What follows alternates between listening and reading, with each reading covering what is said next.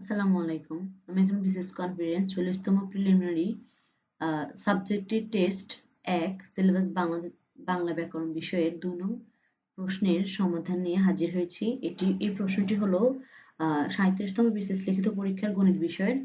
প্রশ্নটি হচ্ছে একটি আয়তক্ষেত্রের পরিসীমা কর্ণদ্বয় দৈর্ঘ্যের সমষ্টি অপেক্ষা 4 মিটার বেশি। ক্ষেত্রটির ক্ষেত্রফল 48 বর্গমিটার হলে তার দৈর্ঘ্য ও প্রস্থ নির্ণয় করুন।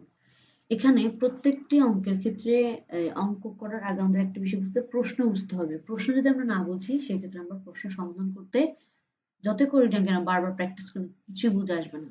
তো এই জন্য আমি চাই যে আপনার প্রশ্নটা বুঝেন ভালো করে তারপরে করেন অ্যাসাইনমেন্টটি। এখানে আয়তক্ষেত্রের পরিসীমা বলা হচ্ছে কর্ণদ্বয়ের একটি যদি আয়তক্ষেত্র আঁকি সেই আয়তক্ষেত্রের যে পরিসীমা হবে ওই পরিসীমাটি হবে ওই আয়তক্ষেত্রটির যে কর্ণ দুটি হবে ওই কর্ণ দুটির দৈর্ঘ্যকে যদি আমরা যোগ করি অর্থাৎ সমষ্টি করি তার চেয়ে 4 মিটার বেশি হবে বলছে। আর ক্ষেত্রটির ক্ষেত্রফল 48 মিটার হবে বলছে। তাহলে তার দৈর্ঘ্য এবং প্রস্থ নির্ণয় করুন। তো চলুন সবার আগে আমাদেরকে বের করতে হবে আয়তক্ষেত্রের দৈর্ঘ্য এবং প্রস্থ। কারণ দৈর্ঘ্য প্রস্থ যেহেতু বলে দেওয়া নেই তার মানে দৈর্ঘ্য প্রস্থ যদি না বলে তাদের পরিসীমা আমাদের বের করা যাবে না আর কর্ণদ্বয়ও বের করা যাবে না। তাহলে পরিসীমা বের করতে হলে আমাদের লাগবে দৈর্ঘ্য এবং প্রস্থ এবং কর্ণদ্বয় বের করতে হলে আমাদের লাগবে দৈর্ঘ্য এবং প্রস্থ। তো চলুন মনে করি এখানে আয়তক্ষেত্রের দৈর্ঘ্যটি x মিটার এবং প্রস্থটি হচ্ছে y মিটার। তাহলে আমরা যদি পরিসীমা বের করতে চাই তাহলে সূত্রটি হচ্ছে দৈর্ঘ্য 2 ইন্টু দৈর্ঘ্য যোগ প্রস্থ। তাহলে হবে 2 into x plus y metre. আবার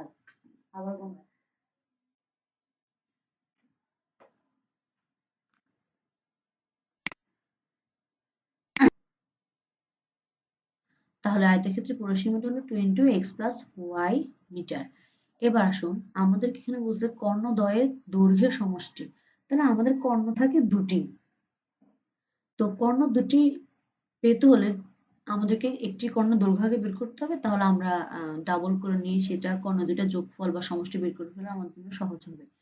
আমাদের কাছে যেহেতু দৈর্ঘ্য প্রস্থ আমরা ধরেই ফেলেছি তাহলে আমরা এখানে কর্ণদ্বয়ের আয়তক্ষেত্রে একটি কর্ণের দৈর্ঘ্য আমরা বের করি।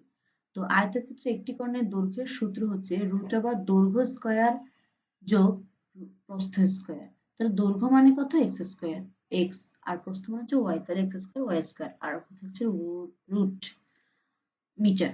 তাহলে আয়তক্ষেত্রে একটি কর্ণের দৈর্ঘ্য দাঁড়াচ্ছে root X square plus Y square metre. তাহলে একটি কর্ণের দৈর্ঘ্য যেহেতু আমি পাচ্ছি তাহলে কর্ণ দুটি মানে কি? তার মানে আরেকটা root over X square plus Y square. তো সেই জন্য আমাদের কর্ণদ্বয়ের দৈর্ঘ্য সমষ্টি এভাবে বের করা যায়। দৈর্ঘ্য সমষ্টি ইজ ইকুয়াল টু এখানে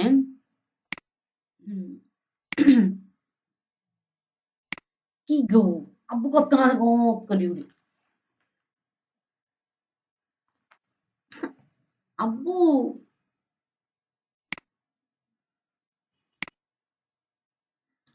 তো এখানে কর্ণদ্বয়ের দৈর্ঘ্য সমষ্টি তাহলে হবে একটা কর্ণের দৈর্ঘ্য প্লাস একই রকম আরেকটা কর্ণের দৈর্ঘ্য। তো যোগ করলে এখানে হবে যে 2 root over X square plus Y square metre. তার মানে কর্ণদ্বয়ের দৈর্ঘ্য সমষ্টি এখানে আমরা পেয়ে গেলাম 2 into root over X square plus Y square metre. এখন দেখুন এখানে বলেছে আয়তক্ষেত্রের পরিসীমা, তাহলে পরিসীমা জানি, কর্ণদ্বয়ের দৈর্ঘ্য সমষ্টি জানি। তাহলে এবার প্রশ্ন অনুসারে বলা যায় যে আয়তক্ষেত্রের পরিসীমা হলো কর্ণদ্বয়ের দৈর্ঘ্য সমষ্টি অপেক্ষা কত মিটার বেশি? 8 মিটার বেশি। তার মানে আমরা এখানে বলতে পারি বীজগাণিতিকভাবে এভাবে প্রকাশ করা যায় যে আয়তক্ষেত্রের পরিসীমা হচ্ছে হচ্ছে মানে এটা সমান হবে কি কর্ণদ্বয়ের সমষ্টির যোগফল যেটি হবে তার চেয়ে 8 মিটার বেশি। বেশি মানে যোগ হবে এখানে। তার মানে এটাকে আমি একটা সমীকরণ দিয়ে দিলাম। আবার আমাদের কাটতে বলা হয়েছে যে আয়তক্ষেত্রের ক্ষেত্রফল যেটি হবে সেটি হবে 48 বর্গমিটার। তার দৈর্ঘ্য আমরা জানি এক্স ওয়াই ক্ষেত্রফল আর এই ইকুয়াল টু 48 লেখা যায়। এখন আমাদেরকে এই দুটি তথ্য মতে কিন্তু আমাদের দৈর্ঘ্য এবং প্রস্থটা বের করতে হবে। তো এই জন্য আমি 1 নং সমীকরণ হতে কি পাই? 1 নং সমীকরণ হতে পাই 2x plus y is equal to যা তা লিখে ফেললাম। এরপর আমি এটাকে যেরকম আছে এরকম লিখার পর একটু সাইডটা পরিবর্তন করে নিলাম, মানে আমরা কলমের কাঠটা একদিকে আছে তো আমরা একটু ওদিকে একটু ঘুরিয়ে নিলাম এইভাবে। পুরো ফালতু লাগে আজকাল।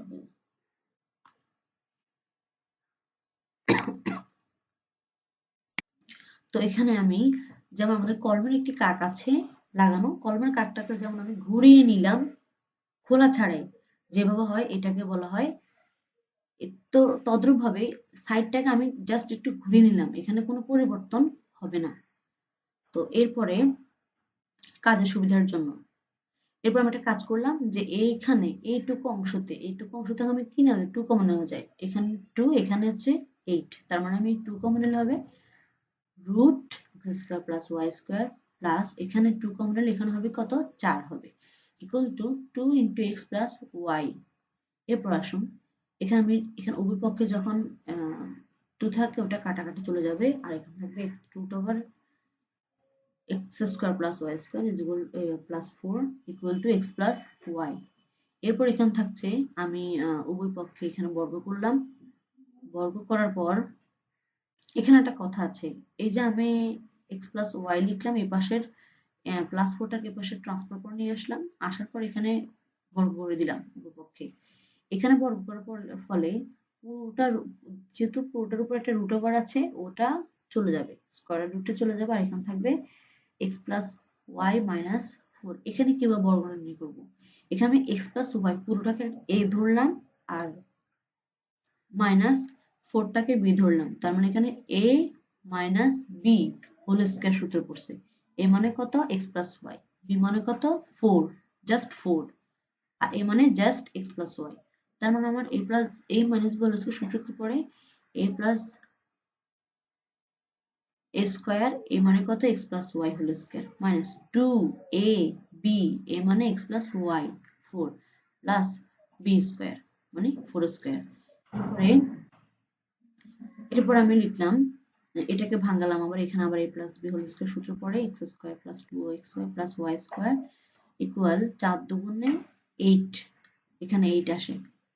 8 থাকার ফলে আমি এখানে লিখলাম এভাবে প্লাস 4 4 এর গুণ করলে 16 হয়। এরপর আমি এই পাশের যে মাইনাস 8xy আছে এটাকে পুরোপুরিভাবে স্থানান্তরিত করে নিয়ে আনলাম, এখানে যে এই জন্য মাইনাসটা প্লাস হয়ে গেল, আর এখানকার বাকি যেগুলো আছে ওগুলো এখানে রেখে দিলাম, প্লাস এই পাশে X square minus X square plus Y square যেটা আছে সেটা এখানে চিহ্ন পরিবর্তন হয়ে চলে এসছে, যার ফলে এখানকার X square plus Y square এখানকার পরিবর্তিত মাইনাস এক্স স্কয়ার এখানকার পরিবর্তিত মাইনাস ওয়াই স্কয়ার প্লাস এখানকার যে বিদ্যমান 2x এখানটাকে এই পাশে লিখলাম প্লাস 16টাকে পাশে নিয়ে এলাম। এরপর এটাকে আমি এবার লেখা যায়, গুণ করে ফেললাম, আর এখানে এই 4টা রাশি চলে যায় তাদের একই রাশির ধনাত্মক এবং ঋণাত্মকের কারণে। আর এখানে 2 x এর সমান আমরা জানি কি, x এর সমান আমরা জানি যে এখানে 48, প্রশ্নে আমাদেরকে এখানে বলে দিয়েছে, এই জন্য ক্ষেত্রে বাচ্চাগুলো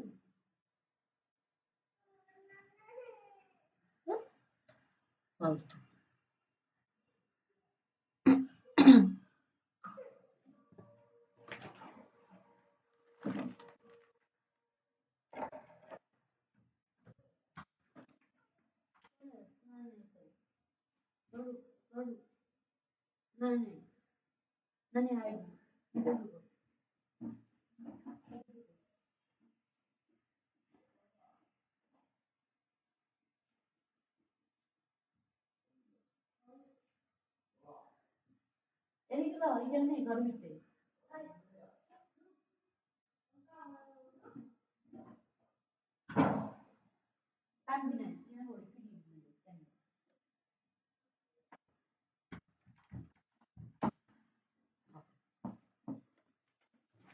কি একটা অবস্থা বলছে ঘরের ভিতর। এরপর আমি যখন এখানে এক্স ওয়াই এর মানটা এখানে 48 বসালাম প্লাস 16 বসিয়ে দিলাম, এরপর এটাকে আমি একবার চেঞ্জ করতে চেয়েছিলাম, পরে আবার এখানে আগের মতো আবার রেখে দিয়েছি। তারপর এখানে 2 এর 48 গুণ করলে 96 প্লাস 16, এরপরে এখানকার যে যোগফল 112 হবে ওটার সাথে আমি এই যেহেতু গুণাকার আছে এটা ভাগাকার নিয়ে আসলাম, এরপর ভাগ করার পর এখানে 14 চলে আসলো, এরপরে প্লাস ওয়াই, আরে হঠাৎ করে গোমরা দিছে রে দূর।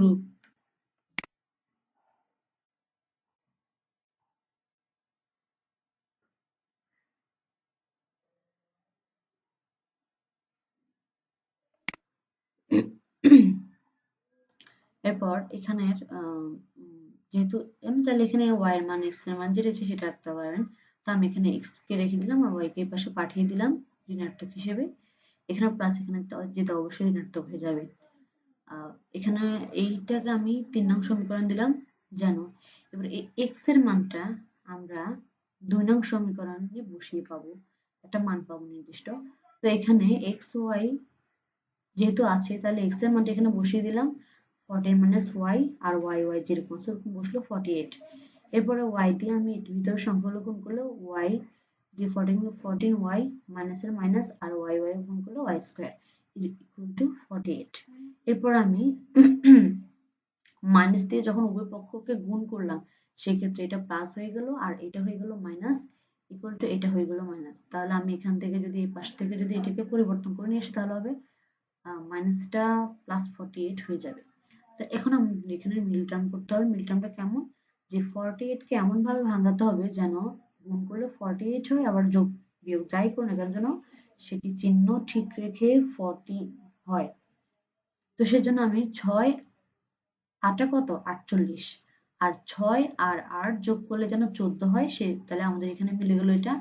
আর মাইনাস দুটো মাইনাস নিচ্ছি কেন, দেখুন গুণ করলে যেন 48 হয়, তাহলে -6 আর -6 গুণ করলে হবে +48, আর যদি -6 আর -8 যোগ করে তাহলে -14 হবে। তাহলে আমাদের গুণ এবং যোগ দুই ক্ষেত্রে আমাদের ইকুয়ালি মিলে গেছে। এরপর আমরা এখানে y কমন নিলাম, y -6, এবার এইখান থেকে -8 কমন নিলে x -8 -6 ইকুয়াল টু 0। এখন y এখান থেকে সরি এখানে একটা সম্ভবত এখানে আমি একটু ভুল করে ফেলেছি, এটি x হবে না এটি y হবে, আপনারা একটু সংশোধন করে নেবেন বিষয়টি। আমার এটি y হবে, আমি এখানে ভুলে x লিখে ফেলেছি। তাহলে y -6 আর y -8 ইকুয়াল টু 0। এখানে দুটি মান আসে, হয় y -6 ইকুয়াল টু 0 এবং y -8 ইকুয়াল টু 0 হবে। তাহলে y ইকুয়াল টু 6 এবং y ইকুয়াল টু 8। এখন আমরা যদি এই y এর মান 6 এবং y এর মান 8 3 নং সমীকরণে বসিয়ে পাই, সেক্ষেত্রে আমরা দুই ধরনের মান পাবো। 8 এর জন্য একটা মান পাবো আর হচ্ছে 6 এর জন্য মান পাবো। তাহলে আমি বসিয়ে দেখি কি হয়। তো আমি এখানে x y এর মান যখন 6 হবে সেক্ষেত্রে x এর মানটা 8 বের হলো। আবার দেখুন y এর মান যখন আমি 8 বসালাম তখন x এর মানটা 6 হলো। তো এখানে একটা বিষয় লক্ষ্য করুন যে আমি যখন y এর মান 6 বসাচ্ছি x এর মান 8 আসছে, মানে 8 আসছে, যেটা গ্রহণযোগ্য। কারণ এখানে x মানে কি দৈর্ঘ্য না, আর y মানে হচ্ছে প্রস্থ, y হচ্ছে 6 মিটার। দৈর্ঘ্য সবসময় বড় হয় আর আয়তক্ষেত্রের প্রস্থ সবসময় ছোটই হয়, তাহলে সেক্ষেত্রে এই মানটি আমাদের গ্রহণযোগ্যতা পাবে। আর এখানে পেয়েছি কি x equal to 6, আর y এর মান যদি আমি 8 বসাই x equal to 6 পাবো, যার ফলে আমাদের এটি মান গ্রহণযোগ্য হবে না, কারণ x equal to 6 আর y is equal to 8 কখনোই সম্ভব নয়। কারণ x দৈর্ঘ্যের মান 6 আসছে এখানে, আর প্রস্থ y এর মান 8 আসছে, যা কখনোই পসিবল না, কারণ আয়তক্ষেত্রে সবসময় দৈর্ঘ্য বড় হবে। তো সেজন্য আমরা প্রথম দিকের মানটাই গ্রহণযোগ্যতা পেল, সেই জন্য আমরা এখানে আমি কথাটা বিশ্লেষণ করে দিয়েছি। আর এই জন্য আমি এখানে লিখেছি x equal to 6, y is equal to 8 গ্রহণযোগ্য নয়। তাহলে সুতরাং আয়তক্ষেত্রটির দৈর্ঘ্য হবে x equal to a 8 metre আর প্রস্থ y is equal to 6 metre. ধন্যবাদ। পরবর্তী ভিডিও দেখার আমন্ত্রণ রইল। আমার চ্যানেলটি সাবস্ক্রাইব করবেন, লাইক করবেন, প্রচুর শেয়ার করবেন বন্ধুদের মাঝে। আমি নেক্সট 10টি ইংরেজি প্রশ্নের বাক্যের সমাধান নিয়ে হাজির হব।